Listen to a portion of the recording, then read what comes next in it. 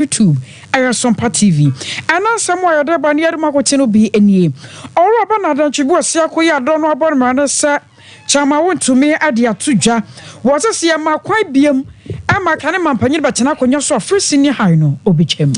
I was on for Edinburgh NDC, Amanyukun, so Atana Yaman Penida, John Dramani Mama, the Atuja Sondia, and now Quakoya for Fidea Bakosam Srunko, or Mayimuna Brasson, so may you say, or Saji for Dr. Nkrumah, and ye Pubi or Tichre Ghana, ye day a home and some Emmanuel. And this Yamanyukono so diaba. One much else and Chakra, when a pennyform kept Yomo Quacosia. Na electoral commission din chrongo manu wa no nwona no wo no kwan ya o de befa so observe for demonstration e shase free memene da na to aso no abrante Oliver Bakavama wa aposifo penalty no wo so onwane demonstration wo dim dis aposifo penalty na o ka demonstration no momra no mo emechi no ho ora Kofi Akpalu a Liberal Party of Ghana and they want also to abas wo ina be de kire no apa ne ho ntoma kora e wa mamre e kwan so MPP ni NDC amanyuko ahase awodomo e kasasese MPP da number 1 NDC number 8 wo nyina e de nchiremu eba na ye bekọ ne akwakotie nchiremu a omo e de e maye ya tete sey nuanuma won mo ye adwuma wo mo kire nso Watch yourself, friend. I'm Yadmaya Wadada Crown. What do you mean? You go from a DNT and a walker say through Herbal Center and 3 quarter capsules. I saw your sene 21st where a sciatica expert and watching up a so to Quania. I got to animal some the express group one my bemu. Now, friends, so OCP Ghana Limited. One more fertilizers, Runya Bia, a wow cloud internet. The fastest internet in the world. And a Femizo and a 5G. So one more tire chi. We are from Tobraka see a boy as I for Fida. Yatana ya kunkun de baba sum we. Medi ane. Akosia aje wakwa dia boaten. Mene. Nana ya bo amalibi aboga. Ensemini. Abuzan for yen shaka se na semfam free enne abakosam sronko fa eye afufia ye die no ho. Na Ghana man pani odikan osaje for Dr. Nkrumah na no memenda etwem se na nko tiase a na nka onya 115 years. Oha ene dunum ena chese odi wasase so eno nti so ahwa mpanimfo ahyehye se duro no musa no a yemfa modewuro yemfa nkaka ye ho na yemu nkomponkori echi na mpanimfo bi no maye ede oman no ababedu na sese no se wahwa asenchemu no amanyofo no obia de to ba bia ofi se eye ne de ene ba bia ebeboa no eno na mampani da John Dramani Mama de atugya se oman yi se pe obia otempenten kwate aheso chechire oman Ghana ama Ghana menum yenu Ghana edi si hono a ene kwase ede ensa kwate no bia so se osaje for Dr. Nkrumah obanim twirebo ede aheso gine tata de so agon papa ene wo se yede eye saba so bono Emmanuel wo se so don for ya dom ama Ghana for da to media money bio se mampani a oba de achiachia bia oman ya bakwasam ene chese ekwa fa so chechire oman no de amanfo bi achiachia no de amanfo bi achim no akwakoto ba bia no oba so obetene no asaso ede akwakoto ba bia da ebra so meyi yesechire ka se Nkrumah nko a ene oman no ne kofa baya o se ye bona baso ewo ho. There are those who seek to dilute Nkrumah's role in our history as the nation's founder by introducing the idea of a Big Six. Let me be clear and unequivocal here. While many far beyond the Big Six being bandied around played significant roles in the independence struggle, Nkrumah was that critical catalyst that brought the struggle to a head and eventually resulted in the historic liberation of Ghana from colonial domination. The so-called Big Six were an accident of history and not a united force, and the historical record shows this. In fact, some of them actively opposed Nkrumah's vision for a rapid move towards independence. Founders' Day must be a day that recognizes Nkrumah, the leader who delivered independence to Ghana and whose vision was continental in scope. The next NDC government, inshallah, in January 2025, will seek to remove the distortions in our history and restore Nkrumah to his rightful place in the history of Ghana. for man penida da John Dramani mama ni etene nke na no si ya na NDC mraswe dwani o mraswe gefie this year lembela baton petua so honorable Emmanuel ama kofibu asoso no de kakra esoso efa abakosem a efa man penida da Dr. Kwame Nkrumah ehu. We cannot honestly in 2024 survive as a country without the Osagyefos legacy. Can you imagine Ghana today without the Akosombo Dam? Can you imagine Ghana today without the Tema Harbour? Can you imagine Ghana today without that motorway that makes every business possible? We celebrate him not only for his remarkable achievement, but also because he is the only president in Africa's history who documented his vision and laid out a roadmap for economic emancipation. For way honorable Emmanuel ama kofibua and on society ninke.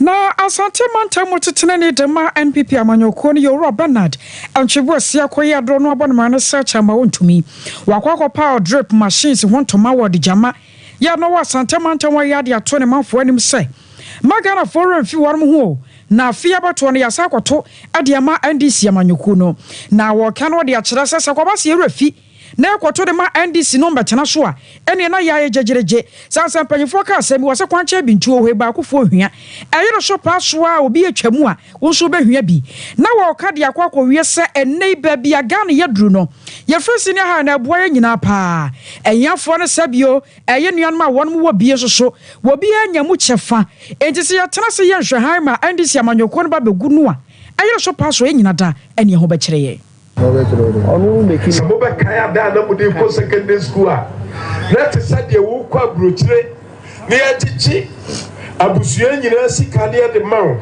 It will be about no betu Fukakra. Sura Wukui, Okwa Henio, Okwa Babrabaye, Unimsauna, we are Brabo, Abuna, we are Busia Krati, Okono, Belko, Faun Kopo, one more book on the movie. Na koko siadia disuenti ne edu ko sa woko na koko fadie bia na yebone badia ane ahai wa huma bosuo ne masani ane wo badia no wa hunu ba bia wo babeda boma iso putoimu ana wo ba beda ensamo a ye beka kire wansa no wa kusku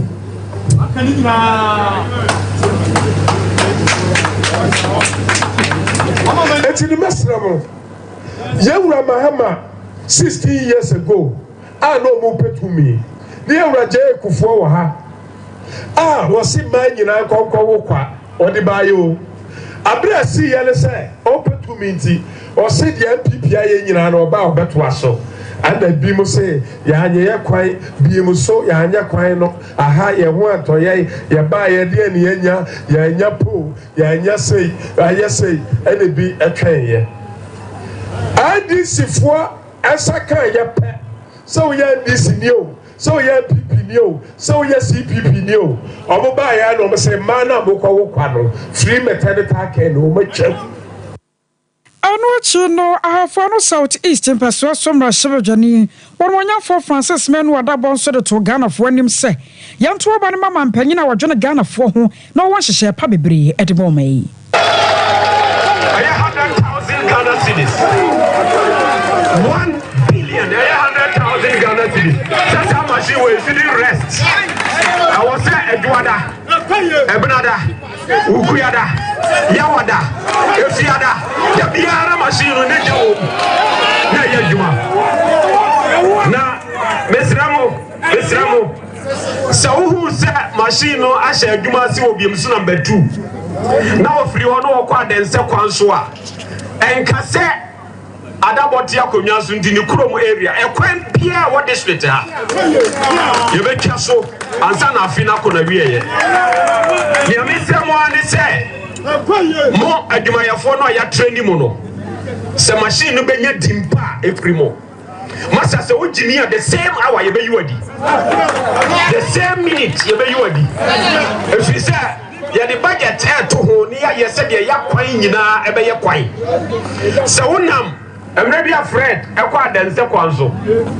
Now, me have video, me has a what cow. mankremu na kwa na twa and I'm saying no answer any baby was here sab wo go no ye wo tipa baby was say ya mim so no ye wo roller ho bibia we hia in the ekwan bia e wo ha dia ka aye fuel a ye di begum me sise sika ni wa me ma 1 billion ya dia start. I was away. I have for no southeast. I'm Rasha Johnny. You're Francis Menu Adabo. I was a foreign to us so now. You're for more free NPP. Amanjuku na tina yeni for more consent from. If you now know me mendano and democracy hub for I demonstration one krapumpemante mo. Almost say a hunchre a hon papa gada madisi yene musisi no. Any kwa say a kosu atina ho na so be a chin and ise penemboni bia. Sabi previous away from a body of VIP bus moa. Asu biampe hwa samonka. Na de etu omunsu no mukra Galamsey ekoso sisi o my God yensu nyina ase ye kwaye nyina emranti yate asimu a se ya no mo se na ase sabi ye ni panimu ewo mayimo eno nti wi ase so wankasa wotiri ho a ye yi wayi bone ne wanhwe ya eja wanim bekwa koso obi eti kontino omo etisi montene so memene da ekoso kwasi da ekoso enadue ya ye kasa ekra no demonstration etua so ewo nkrampopuri mantemu na abranti a odi omanim ama demonstration akoso Oliver Bakavama wo ena ababeto gase niema bia wone ne nkrofo no eye o demonstration ase no posi adwuma fi se entwaye etomra etiamra se Oliver Bakavama wo tumi de mra hye nsem na police for car esi ho no mode boban no otimi kotu car ne key na odi dwane ekototwene de omo efi se atrapa o se omo emantam no echi no ede ne kokogina emra no na efiti na no memenda no ena police for che so omo pe no a omo enya no ne abrantie no ene nsemtwefo di nkomo sa positive no moboa omunim ba bi owo demonstration no ginase egiso omo so watomra na wabumra so a omechi no wase na otwen wonum Oliver Bakavama wo. I'm not in hiding. I've been having conversation with the police officers. In fact, yesterday we went through several police stations trying to find where people have been held, all the way down to Amray here in search of persons who have been arrested. We have not been able to find them. Our consistent message to the police is that which of these police stations do you want me to show up in? I am going to show up today. I'm going to go to a police station today and demand that I be arrested, as we are talking about. For us, yes, I'm going to demand that I be arrested today because I think that, well, the police claim they're looking for me, and I don't want us to, you see, these conversations are deliberately put in the air to foster a feeling of criminality around the exercise of constitutional rights. We cannot allow that narrative to foster. It doesn't serve our democracy. It doesn't serve the attention to the real issue of Galamsey that we want to bring attention to. So I would allow myself to be arrested in the same way that we are calling on other people as well to show up today and get themselves arrested. Because the choice between arrest and Galamsey continuing, I think it must be clear to everyone what it says we must, as citizens in this country, choose. So we would rather get ourselves arrested, and I'll be showing up today to get my arrested today and insist that I be arrested before the day is. It to be a shift in narrative to suggest that they were taken along with a grandmother. In fact, that is not true. We know this even in particular because only one of them was with the grandmother when the kids were picked up. And subsequently, the one with the grandmother was released together with the grandmother. The other 8-year-old, you can see the videos by some of your colleagues who show the little girl, 8-year-old girl, the younger of the two, in the police van being moved away. And when they tried questioning why they were arresting a little child, the police closed the levers on them. Tafontiwe ya brantie Oliver Bakavama wa posifo so mo pe no ache no munya no na ocheche nsemo de kire ye no anano so andi semanyoko no ayo ya kire wo maimu na wa ya kire ni nyina no fa de ntworo wo ma no wede baba to aba fi ye nsusu se electoral commission abubu bia gum ebi nsusu nkwaye nti e wose yesesa no no na ana kwada sore ya amanyoko no de baba to dwa e kire se wa ya kire na wo ye no won mo anya ntongu kura na enei no one mashasi at the test mpanyifo mu kabie wo mu maimu abese wo mu no mu hia ya nchekora mu no mu nyinata ekwa kwatena se sigina ye dia fa di ntwongoma no se ne be ya electoral commission abasa sanadwene no waye bibi ade afa ho aka ho bi amyene Dr. Rashid Tanko computer where deputy director of elections adema NDC amanyoko no yana no wakasa dia fa asemi ho amane nchemu no wachima chirisi civil society journalists so come managers of media houses so come diplomats was diplomatic missions in the work and the so a big meeting plan full the church of more discrepancies in the register evidence in reflection the say electoral commission your friend almost see any evidence yes sir almost see any evidence some people say any evidence so no evidence civil society any diplomats in the media for me now 4 p.m. Kama Santa that's the reason why we are calling for forensic auditing. The election will say there is a need for that audit. We are very sure about the clues of the really down. Wow, when you say it's important that there is a need to have the audit. Now also your problems are more. How can you have resolved it? You say we have not presented our evidence to you. How come they have resolved it? There might be specimen means at the electoral commission. Yes, sir. And you really easy in you fight your problems in Ambel. So how come they have resolved it? We have other plans because I say other plans. Your plans may be also. So we will make sure that the right things are done before the elections will come. That hit to our plans of them to organize this forensic audit. We have other plans for them. I was saying, I tell and Kaya Panipaya or Dabato Swadema and this Yamanyokono, Dr. Rashid Tanko. Yeguswa de mo amanyo semona na no fia dano na abato komisa ne mpeni mfoko ye ne yakwasibro ne ka ne se ballot na sisi amanyokwa hodo ni nyina ne wo mo ekope mampeni adwane bi apre anaso wo mo kwakope mrase edwam akonya ne bi apre ne sisi obi a ehunu ba bi a wo begina ewo abato enkrata ne so nti enam so mo ma hyase a wono mo edi nchemo eba NPP amanyoko na no fia da wo mo ekoyi number 1 Dr. Alhaji Mahmoud Bawumia wodi NPP amanyoko na ni makopre mampeni adwa no obeda number 1 na omo soso a omo ebegina NPP amanyoko na nemo ewo mpesua hodo so apre mampeni akonya no wo msusu nyina ebekwa akoto number 1 hono mo saa na eno ena lawyer Henry Nana Boachia we national organizer de ma NPP amanyuku no chese number 1 de ebebo wonu pa ema kwambiso no madwuma no ekokoye mmere de ma wonum ebise de onim nguma kra nim hwe kra no wode nkrata de ma no na akoka che ne se wonkotim soro hono mo a emmere pa de ema NPP amanyuku no lawyer Henry Nana Boachia national organizer de ma NPP amanyuku no okwa abato na se oda number 1 aya na eva sanfo dia de ma wo said we be akwa no on the baby akwa so na na say a team na so to ne to no ma no ayem na edunu fujidi se ho ma from no so no the number 1 na so ma twina no we did a part as a Jumadin and no campaign, not Namade in Shia attack on the Bamia Happen or sunset. What the years, there be one more Yatapaya, you're dealing with a down kind of trends, you're dealing with actually, within 1 year Jumadin. The woman, of course, a woman is a that's not on Amber Hasabi.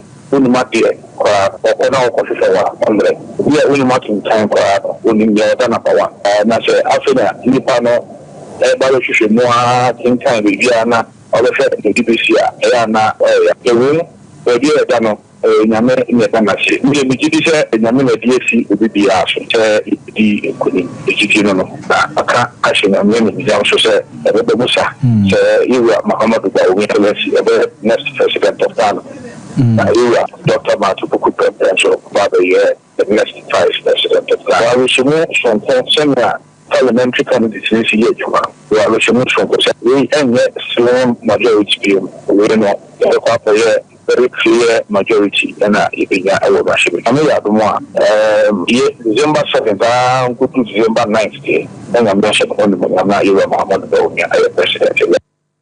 For national organizer de ma Osuno Kogoko MPP amanyuku no lawyer Henry Nana Boachia do na Saram na na B ena yete nken na ura ma DJ Bril so penimpa be de chira ohwa abato ho nsensem so ema NDC amanyuku no NDC amanyuku number 8 ya onoma akwakoto no wo se enye hokra na ba no ekwakofa ahokyere amamu a enkoyi a mampani na dodanko akufa na be de chi Dr. Alhaji Mahmoud Bawumia de Ghana for FM CC no na Ghana for gina so kwakoto aba enye number 1 ene number 3 ene number 87 ena Ghana for ebe no don for yadomo a December bosome de to so enso abato ni mo abato isia we say about it we say about it finally the demand one so numbers was so okay the so number it was so say number 1 number 2 number 3 yeah it was so any the original amount any ashedia we say we mechanism into the NDC on the ballot paper we have John Dramani Mahama and then the symbol umbrella the count. This is how ballot papers ever. But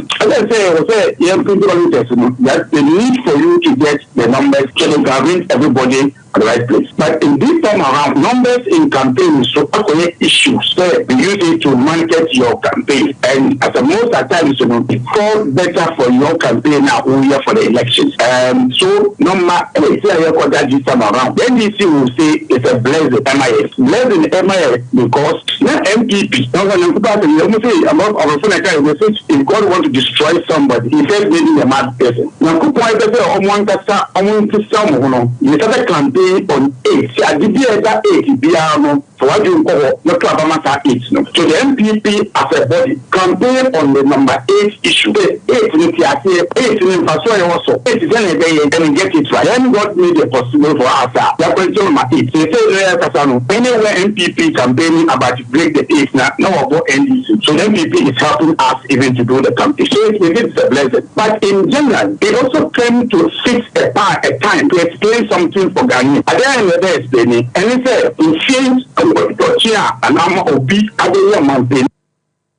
For way ayura ma de Jibril o epeni pa be de chiro hwa abato ho nsensem so ma NDC sa wo kon fefe mantamu ya cap quest kwa fa no sa akon won mo ye awa fa hye sonko bi abro no bia no wo didi prempuntu de makro no pa wato din sa akon apayema fa hye ya wode aprempuntu anam so amohene ye wo kro no so nana kwa me ababio ade atodwa a kire se ade ba ko ahia kro ne pa ayefasu na se wo hwemu a enei apotumi atra no hye be wie kire no na ekwakọ yiri dia ma won mo a ewom tete ba puni nyina no mo atumi akwa ahia mu enam sa yeso nti no obesra aban biada wo abetena konya se wo ma nyina hia dia sanse ne mafo won mo akwa ahia mpa na akwan ye afalfo kro afalfo djuma na ye na ada akwan abeye ada mahen aye yo ba so pa ade see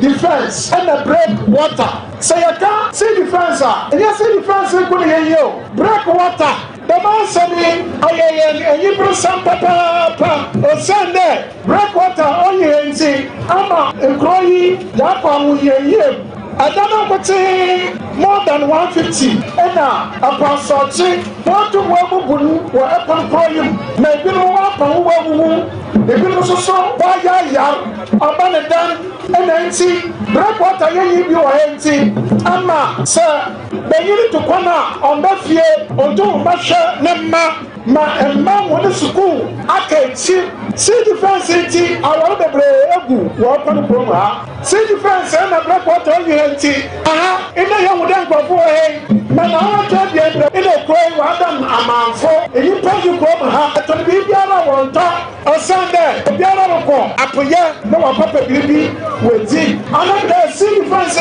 nti ama punto so wa kechi ama bibi biara wa da ye si na yiman yentum yanko yenayim damadi ya to wana mama ye ya ba ya to official letters ya dama MP ya dama mayor ya dama regional minister eto kwafo mawako anabo kodo pono kroma ho ana wo wanya makura wo bi da manfo wo go 300 and the baby nyama ina sa owo kroma ha encha asha you going obey them Anwachi no panyi pa ba kwaya wo so be kwa rahye dwafie ne mo pre ne kwantenkure owro Perry Mensa anso de tudwa a kire sa nyame ya adoma mana betena konya so samra hye dwane a enhyehyɛ de obebri Ekonde apaye fashion we invite mass a special guest na ikobiara obotumpuna ojina na manfodo mofama wodachi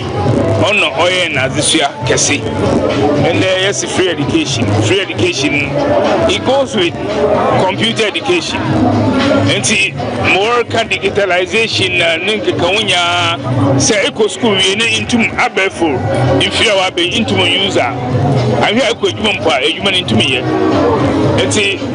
maybe I'm Mokobian or a master today Moframa Wabana waste na warrior people so open your baby kita na semama Moframa scholarship or computer education on Chebia we school pona say abanon for ejuma one or two boy one way juma and see computer and it's in years more go for P Moscow we train over 20,000 people being webo juma more for being more ejuma say Ghana I training go for more we juma yen wa from go for more ejuma enjoy day every Osia wa Perry Mason and wa hwesa Albert Maseja Kunya bi e wo Cape Coast South empesuaso ya demo e kwa dansia so kwa abato empesuaso owura obidum bie kwabena asamoa e pene kwanchefo abede yechira woda maslo gadwuma na no na sebeye na adanse asokwa abato empesuaso MPP amanyuku no ebeja ne naso empesua no sunti no wode akade a ebeboa eye MPP amanyuku no ne nkrabate wa danse asokwa abato empesuaso akwakodom wonum ene wokuyi okuta TV kuta air condition de t-shirt ya ne nyina MPP Dr. Alhaji Mahmoud Bawumia ne mfoni bia biam de akwakodom amanyuku no de sika akra eto so ma wonum se omomfa nya adwuma se beye na MPP amanyuku no beto akoso a de nkunim ewo mpesua no so owura obidum bie kwabena samwo nchechemu a wode emaye ni ne se nya be ka bo maye ba ko ekun ne de yanim ne nya konketwa da che makon sir the youth president Yura the incoming president Alhaji Mahmoud Bawumia ni Yura Machopoku Prempe yentimi akoko den amomamba ni edika na hwemo na mnimsa danse asokwanya de ebedi omo hwemo da yenya ye kan ho bo mai ba ko wuti asema mini asame kan ye mini doctor kan ye wuti ni kasa wodome wuti ni kasa wodosame wuti ni kasa woda doctor bra wo ndok heti amon aji asem yenya ye ka bo mai ba ko na nkurimdi aba MPP amba in community position way in coming said emitie na minim say senyame adone break eta moso amwo hay ebima esbenya baby agire wo party num anya party no so fa so say the party na yama me sa na be ama mo so no page merie na sa pointi me ma said and say akandi amode be ko no I was the time with tea, now to be here to mano, near Pop, and I want to weigh a dance so Kwabato and Persuaso and Pipi Amanyuku, a demo party chairman, or one Persiano Sura Kwamusu, a genie may, at the Asedasrunko, a comma, Obidum B, a war say, what join a party on what join in animal, now Ucheni Ababesho, Mabua Wumo. I found a What is the actual question? Say the bear, what is the bear? What is the family? I come my sister, Doctor Alhaji Mahmoud Bawumia, 30 years old. I said, "Be very careful. I'm telling you, this assignment. Make the whole thing now. I call the officer Pasara. The local family all year. Or see the same strategy. This is assignment. Also, to see you look at you or to the public again. No practice. No practice. No culture. No kind of trouble. I like it. Bawumia. I know 20. I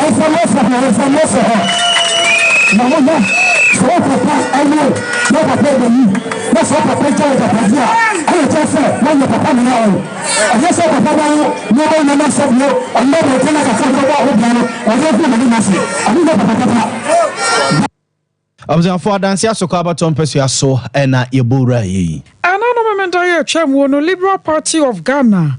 Panyipaye Rakofi Akpalu One so apa na bedi chire won to ma oba pa Elizabeth Sam ya wo baba boa no ama afia bato no enkunimde atumi aye one mo dia pa na ebra wo pa no ho ntoma no wo kire se awani nyina da de professor ma wo mu a eye e ma so baba yansesan ne nsanchani e wo ma Ghana abakosem anya asem ketoma enam sayo so ntina afia bato ma Ghana for renfio se LPG som ha ne som ha wo so eka ho bi Abeye bi bo ama meye ni nyina mintimi mi gina sesia de ye ba ye betimi aye na me kan todwa obi abeye bi ebi so abeye bi ba de ye ba ye ba beye no de ye ba ye beye no eno ho asem na meka at the end of the day no me obi antimi nka say obi ba ye no bi nya hwe but ye ba be hye ne kina ye de bi ba be kan do obi aba obeye nyina na Ghana timi afa ne ntoma pa de afra de me kan kire Ghana fo nyina ne say nyame ya aduma 7 December mko to abana ohun ye mobo ye number 5 on the ballot paper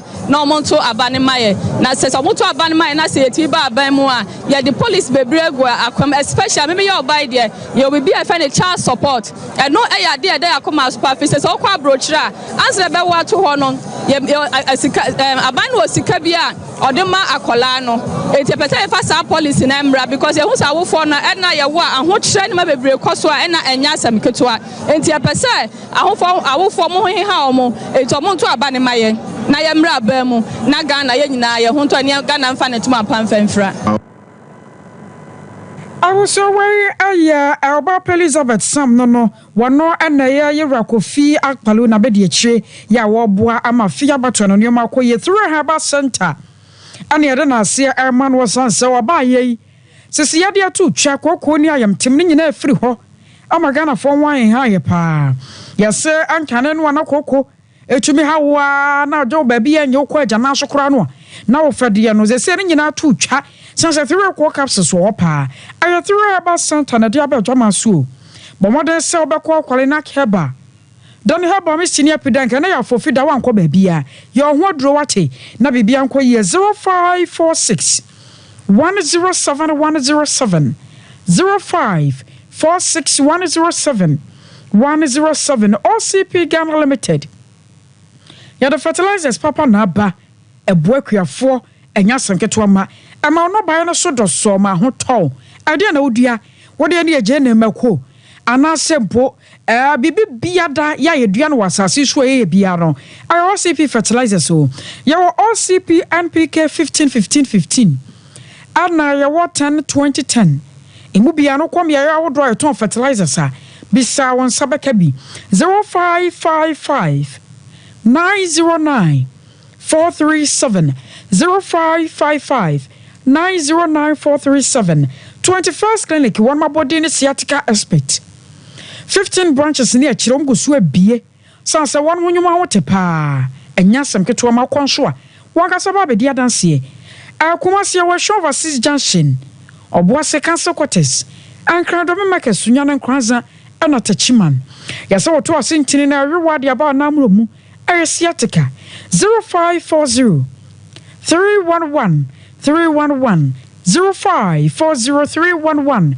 311 cloud internet ya kan for the amount say 24/7 internet no ejina so Wi-Fi a CCTV camera digital security locks web hosting ni nyina ime install bi fama wo ye de ho dwuma ama ho to ya wo top high ya no love fm di hwani mu 0202 699 110 0202 699 110 Shasa bakwa Canada US UK Holland ne ade no wo de bakwa kwadan express group na won maboa wo won madwuma ho te papa enya sanketo ma wose kuma so wase flavor runabout and airport runabout Nkrumah so kana she first light waje ba bia aboso 024900 0448 0249 00 0448 Mizona 5G so na ye kan fode ma wo se kono ko pebi na to no bi na ya for fida bobi gobo nipa so yome anya rekura no 6 feet ye nyina be kwa kohyem entu nya drink sa na se obobo anu ma ba bia koyi wate no wagye wani fire for pie kakra kan wana so nya brodo kakra bi kura no a anya bad kura kwasa obetumi akọ 21st clinic in Chewa Shova City Junction wonya benya bi enu ato anasa frɛ ɛwɔ 0246270221 0246270221 ye jina we so ne atan ho ya ba ede de aka chiri beto so Defense clinic yes sciatica expert sciatica no o nerves na wo to ase na fa wo siremu na fa wo nansia besi ase ho no se ho techema eno ene fa ne sciatica na etimi bubu o to ase ka wo se dwe wo sirem wo je ho ba bia enye na no na 21st clinic ba ye adwuma pa wo mu ye ntia baso bo ma gine wo Ghana ha ene amono ne enya asem ketewa wo ji international awards ahodo wo ji local awards ahodo na anu nso na wo mu be the only sciatica research and treatment center in Africa bibrim ha no ebi ni baabi a gi se 21st clinic nko a wo mu de bibiduro ene besa o yare no masa de machine aka ho eya yare sabia yare bia wutimi de ko ne mama ade ba ko a wo magidi wo mu pa no eye sciatica ena stroke nso de kwa diabetes ne hypertension ne ade ne ade Ghana ha baabi a wo mu ho 0540311311 0540311311 That's the 21st clinic. Woman is sciatica expert.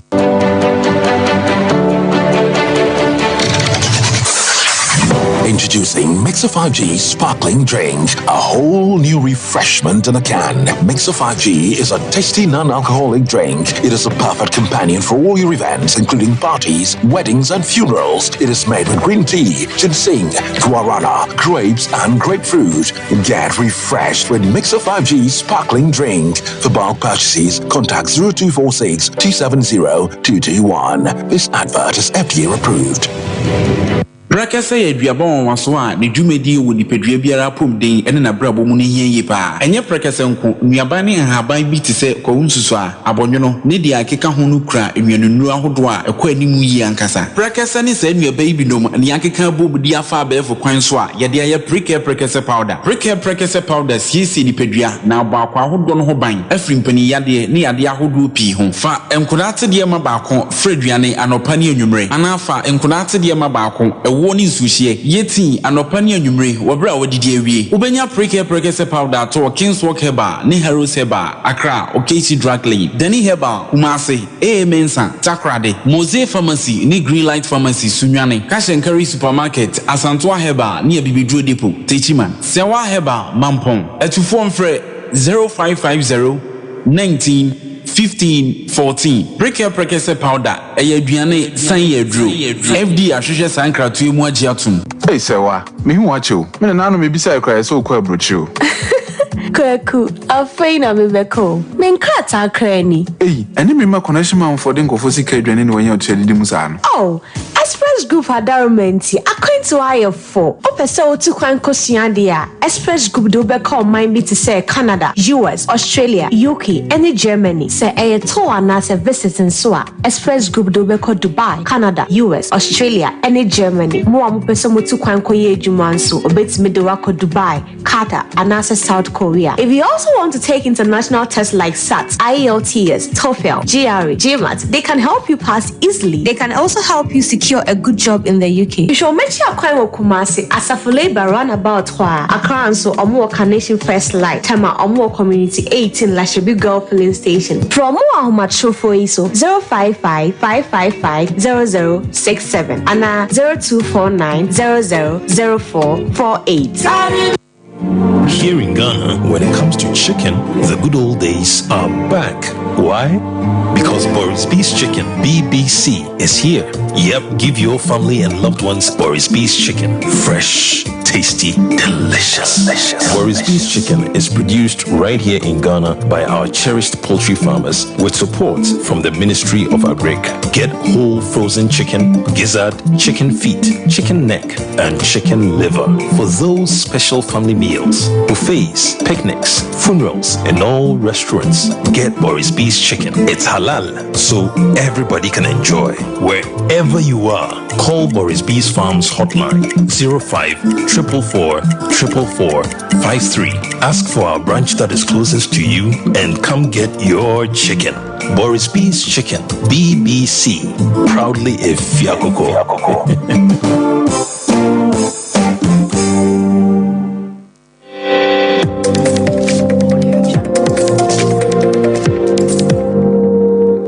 Sompa TV, Emma Akitiapa.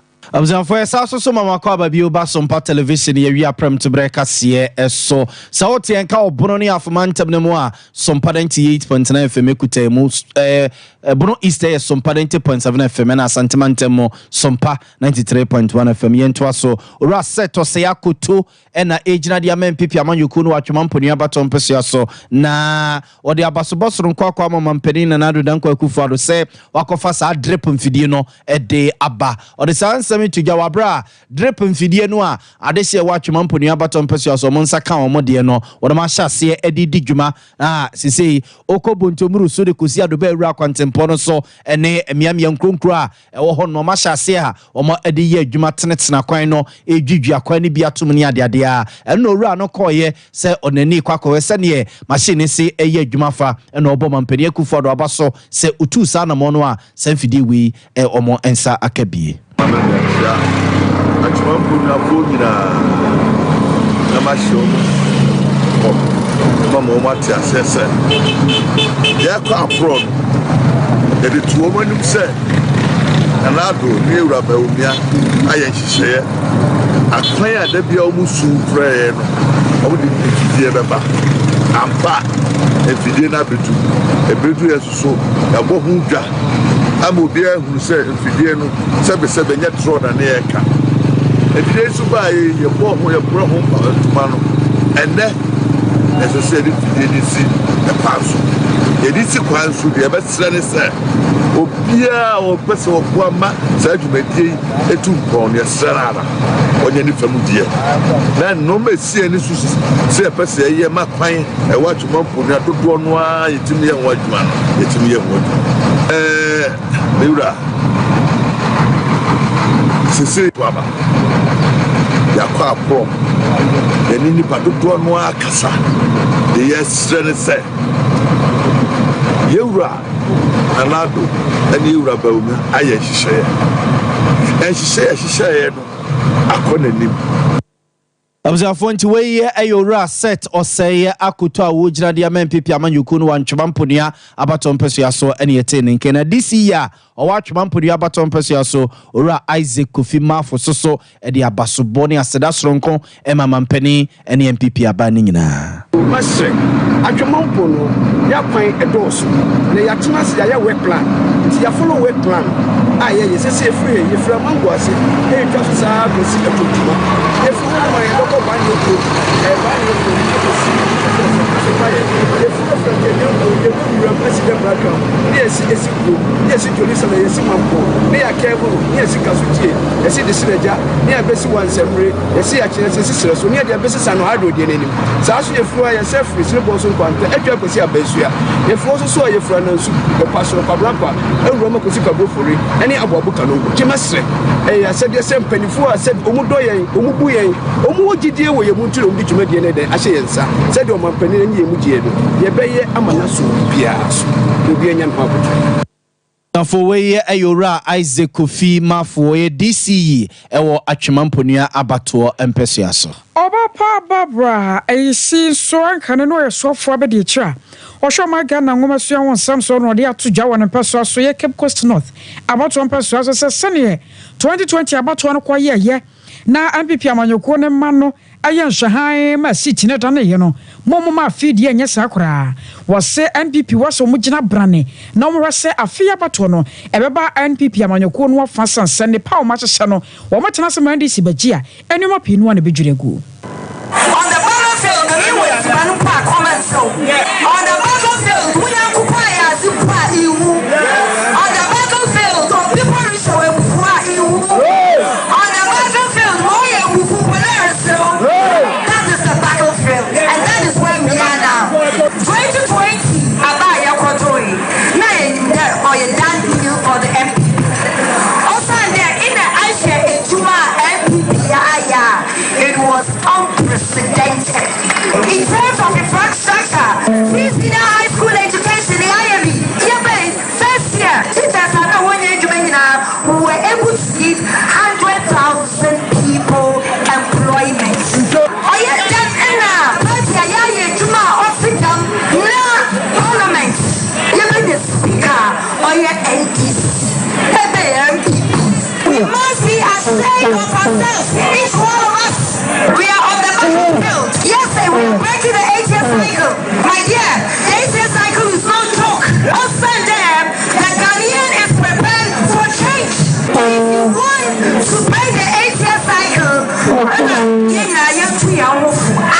I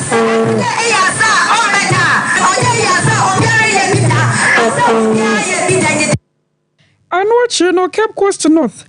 Parliamentary candidate the ma NPP amanyoko no ora akwa we see ono so de kakra eto aso. Jumazeno ya da ya the tintin yampo not just for NPP for nkote ya kata the tintin yampo na mo so ya the celebrate pre-win in December obi send out the credit system zerba we create 1 million jobs for the youth we care about reducing electricity by bringing solar panel to reduce electricity to 50%. Obi so in there wa to na roba hihye enti me bia ansay be free ma feed obobo Ghana azen na nyima da ho obias na his excellency Mahmoud Bawumia nti wa na yenyina yerko nyimpa no ho ankasa no o de yenyina ye azepor we number 1 so we need to be united and be one front na ye bonach dom na ye make sure that abana yerkotu no Cape Coast North yerkotu no boom yes his excellency Alhaji Mahmoud Bawumia parliament in say my brother we give up but no problem. Afrayan people chairman you Cape Coast North. Our Stephen Ahin one so adikakra to aso. See, why you Cape Coast North? MPB you why you be that. Let me say me today Cape Coast North constituency. No mumba. We will share that why you know. Now what two about with them alcohol service. Now what two am Dr. Mahmoud Bawumia. You may done another uncle Kufad one on about me wedding or slunko. Nimpan can quarantine or can you pen jim to. We did today. The Otufi Akuporo de Ward why I'm on my Ghana. Yamina read the wonders. The do to us with the wonders. The mum no quart the one pen worker. A number of opposition NDC. I've been our chair or my baby or tired or time. In a sense, today, Cape Coast not empire to a man. Even glass of cup important to on your Cape Coast North. I fail now. Never catch a dominate once I want to a member. If I should be an area. I was away NPP chairman ya Cape Coast North and Peswaso Stephen Ahin. Abzan for yem fakase ni nsia ne holiday na ja ye nsore na yenkwaje ahome kakra dwumadi aka esomato aso Sompa nkomo bula esomato aso medin de na ya abo amale bi abogawie mene akosua ajewa kwade aboaten aseda kwade amakoko Veronica Jando ya Grace akosua somo Reverend Michael Buzi anafe happy munyina yadamu ase ora santie bo benete won ye semfo panyi sebere ye sore so akobula anafo fide eto aso.